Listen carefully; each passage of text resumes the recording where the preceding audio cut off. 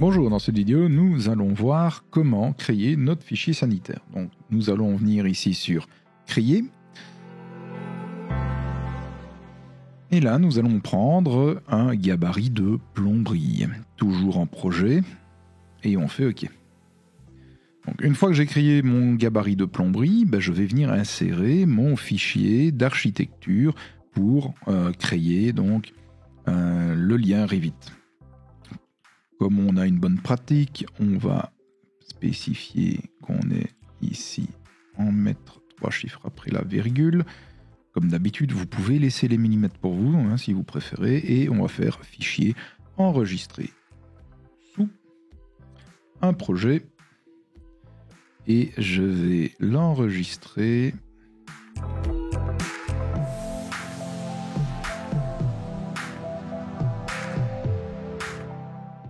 en fichier sanitaire.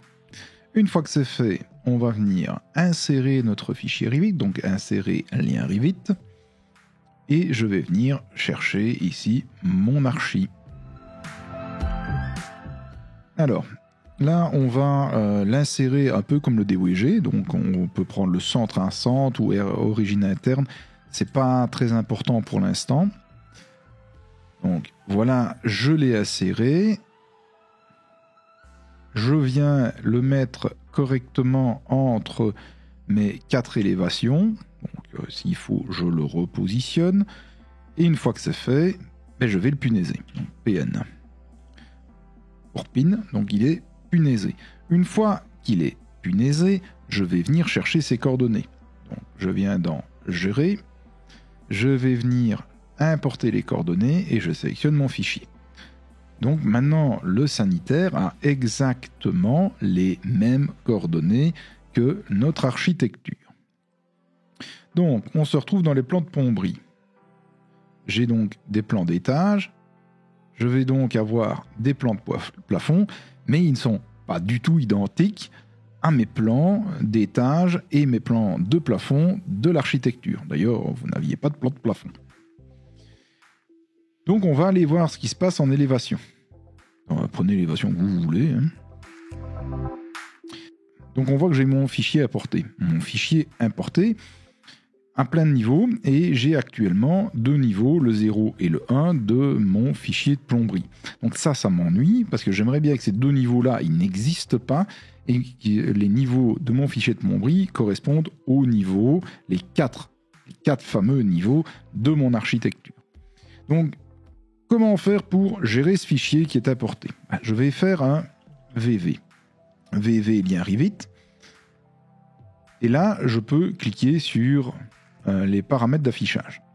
Donc là, les paramètres d'affichage, vous avez un outil de base qui vous permet de jouer avec les différentes vues liées, les filtres de vue, tout ce qui arrive du fichier. Et vous retrouvez la même chose que le VV traditionnel. Les catégories de modèles, d'annotation. Mais vous voyez, c'est complètement grisé, je ne sais pas y toucher pour l'instant. Donc je vais dans outils de base et je dis je vais gérer ça de façon personnalisée. Pas par la vue haute, donc ça veut dire une vue haute, c'est une vue du fichier dans lequel on travaille. Donc c'est lui qui va supplanter l'affichage du fichier lié, ou par une vue liée. Vous voyez, je peux sélectionner la vue qui va être utilisée ou personnaliser. Là, je peux faire ce que je veux avec, comme si je travaillais dans le fichier même. Donc, en venant maintenant sur chaque catégorie, vous voyez, je peux jouer avec les catégories. Moi, ce qui m'intéresse, c'est les catégories d'annotation. Donc, je vais prendre personnaliser et je vais voir ici les niveaux. Et les niveaux, si je les décoche, vous voyez, ils n'apparaissent plus. Et je peux donc faire ça dans tout le fichier qui vient d'être lié. Attention, ne pas oublier que vous l'avez fait.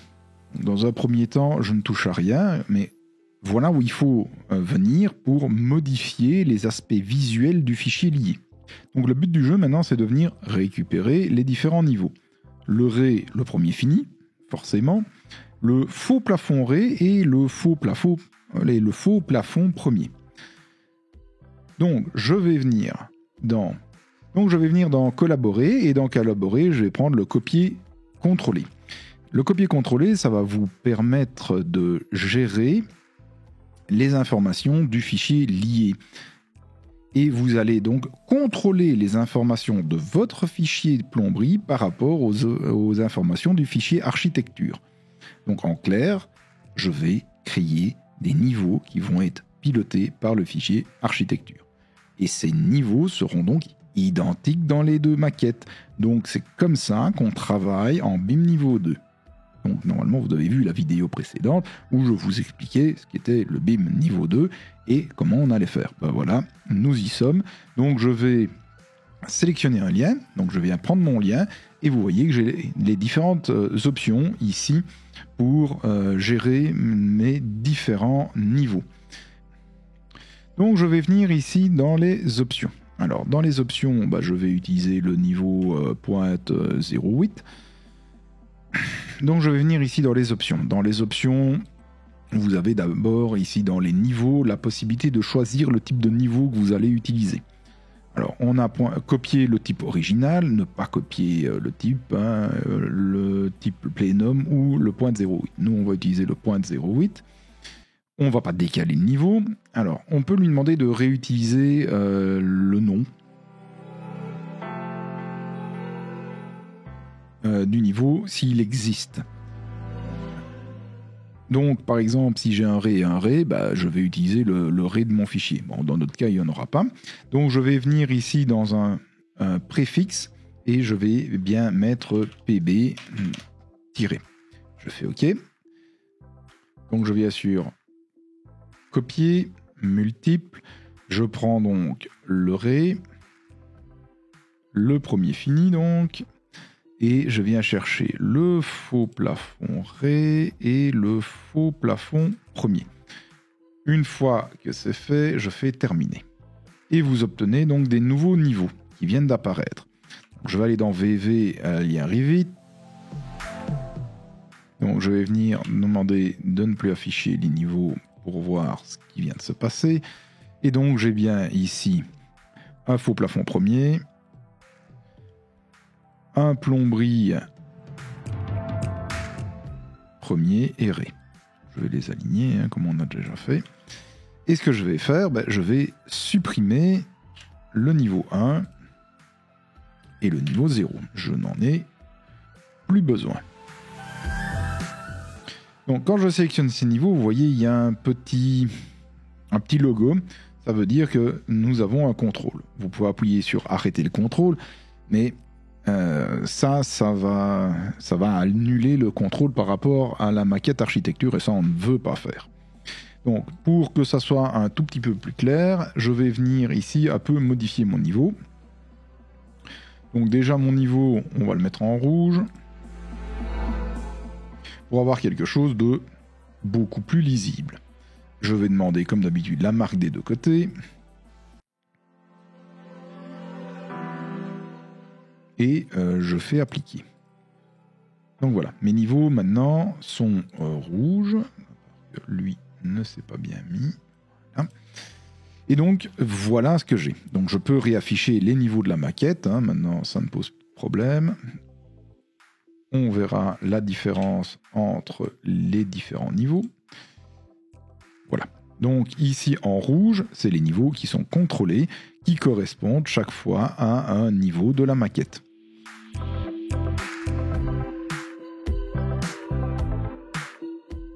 Donc voilà, je viens de copier et coordonner l'entièreté de mes niveaux.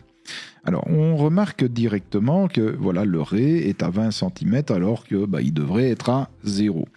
Donc ça on a déjà vu. Le souci c'est notre point niveau 0.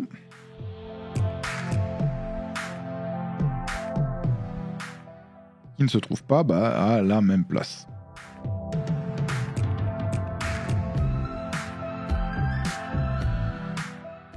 Donc voilà le niveau 0 de mon fichier partagé. Et voilà mon niveau 0 actuel. Donc je vais aligner mon niveau 0 sur le niveau 0 de mon fichier. Donc en faisant ça, mon ré est bien à 0. On va vérifier les différents étages FP de 14, premier de beaucoup de monde.